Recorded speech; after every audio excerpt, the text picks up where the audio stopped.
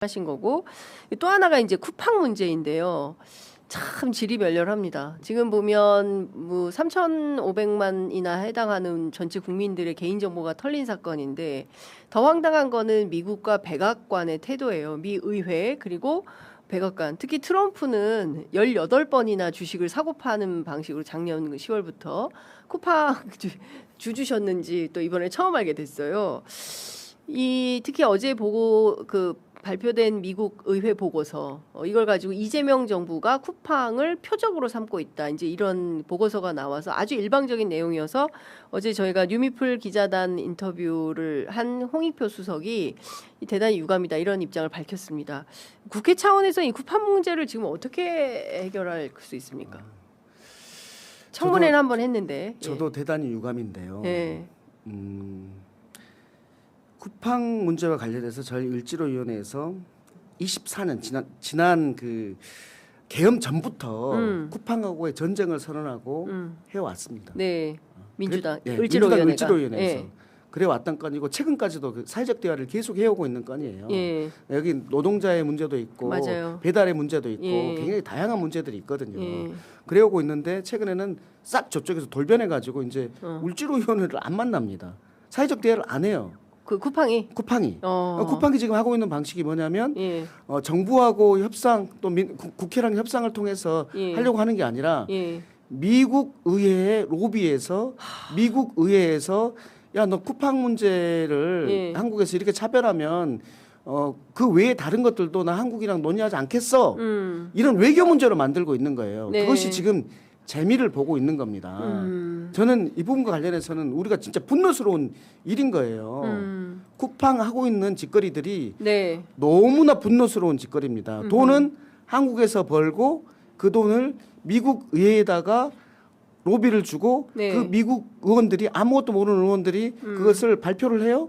그러면서 쿠팡 문제에 대한 차별을 하면은 네.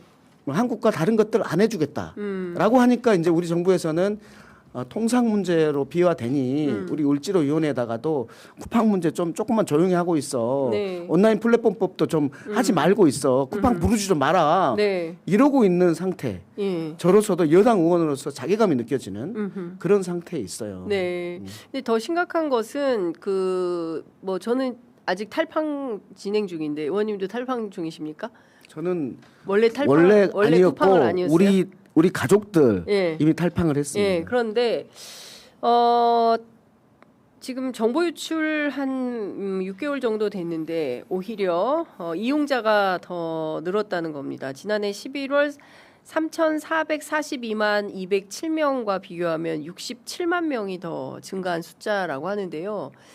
그러니까 막 분노해서 우리가 탈팡을 했다가 필요에 의해서 또 다시 돌아간 분들이 67만 명이나 된다. 그러니까 쿠팡 입장에서는 뭐 대한민국 정부나 대한민국 국회하고 그리고 또 소비자인 대한민국 국민과 뭘 얘기할 필요가 없어요. 그 난리를 치고 아무것도 한 게 없지만 그래도 오히려 이용자가 늘어나고 있기 때문에 뭐 차라리 미국 의회 로비하는 게 더 빠르겠다. 맞습니다. 국회 을지로위원회 이렇게 무기력할 수가 있습니까? 이근이 시근이 해봤자 계속 손해만 보는 것 같고 진짜 딱 끊고 예. 그냥 미국에 로비하고 예. 미국의 입김을 가지고 외부에서 치면 예. 훨씬 낫다라는 예. 상황이고 그러면 쿠팡과 같은 다른 사례들이 계속 나올 겁니다. 한국에서 돈을 벌어가지고 한국에서 상장하지 않고 본사를 미국에다 설립해가지고 예. 미국에서 상장해가지고 우리는 미국 기업이야 예. 라고 하면서 미국에 로비하면서 미국에서 보호를 받고 한국을 공격하면서 네. 한국 정부와 국회를 무기력하게 만드는 이런 방식을 계속 할 건데 어나더 쿠팡들이 막 맞습니다. 생길 거다. 그럼 우리는 글로벌 호갱이네. 저는 여기에 가장 핵심 뭐냐면 예. 이제 국민들의 태도라고 봅니다. 국민들이 그럼에도 불구하고 쿠팡을 계속 쓰겠다고 하면 어쩔 수 없는 겁니다. 근데 제가 여기서 국민들의 탓으로 돌릴 수는 없는데 네. 그 이유는 쿠팡이 하는 그 영업 행태 이거에 대해서 소비자들이 만족한다는 거 아니에요. 네. 이 부분과 관련해서 우리 국회에서 좀 나서야 한다고 생각합니다. 특히 심야 배송 관련해서요. 우리가 왜 모두 다 야간에 주간에 놀고 밤에 일하는 이런 행태로 더 많은 사람들이 바뀌어야 됩니까? 사람이 죽어나가고 이러면서 왜 오늘 저녁에 시켜가지고 내일 아침에 바로 반드시 받아야 됩니까?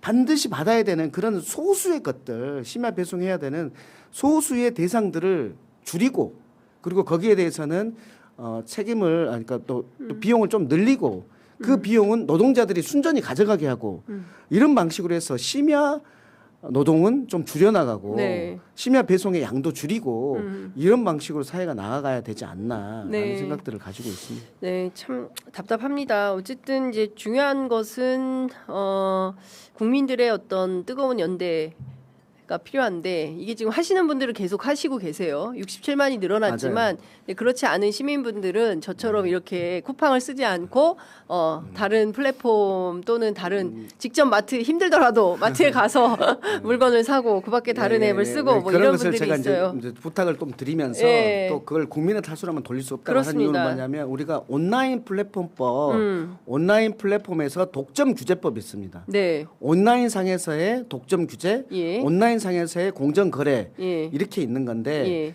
이 법을 우리가 통과시키지 못하고 있는 겁니다. 이게 왜 그러는 거예요? 이것도 지금 국민의힘 때문이에요? 아니면 미국의 미국의 통상 압력이 있는 미국? 거예요.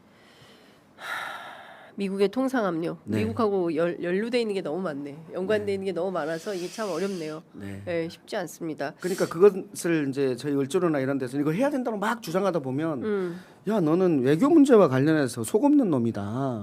이런 시각들이 있는 거예요. 네, 국익을 먼저 네, 생각해. 국익을 생각해야지. 네 관세 문제 어떻게 하려고 그러냐. 너는 그런 거 생각 안 하고 온플폼을 하자고 그러냐. 이렇게 좀 프레임이 쌓여져 버리면. 그러니까 참 정치에서 이제 철학과 가치 네. 뭐 여러 가지가 참 뭐 걸리는 그런 상황이지 않나라는 생각이 좀 듭니다. 그리고 또 하나 제가 여쭤보고 싶은 것은 그 지금 반도체의 특수 때문에 추가 세수가 많이 거친다. 그 다음에 이제 그 초과 이윤 엄청나게 발생을 한다.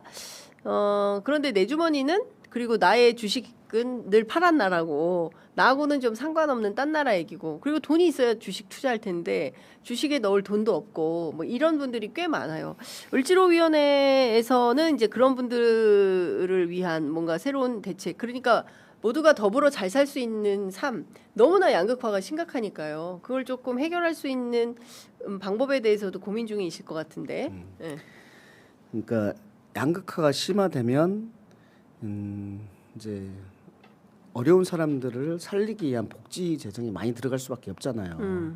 그러니까 양극화를 완화시키고 네. 그래서 모두 좀 잘 살게 하고 또 스스로 힘으로 살게 하는 구조를 만들어내고 이런 것들이 매우 중요한데 네. 그래서 당장 급한 분들한테는 직접적인 분배를 통해서 뭐 해야 되겠지만 저는 간접적인 분배를 통해서 스스로 힘을 얻게 하는 방법들이 중요한데 그래서 저는 공정거래위원회가 중요하다고 생각합니다.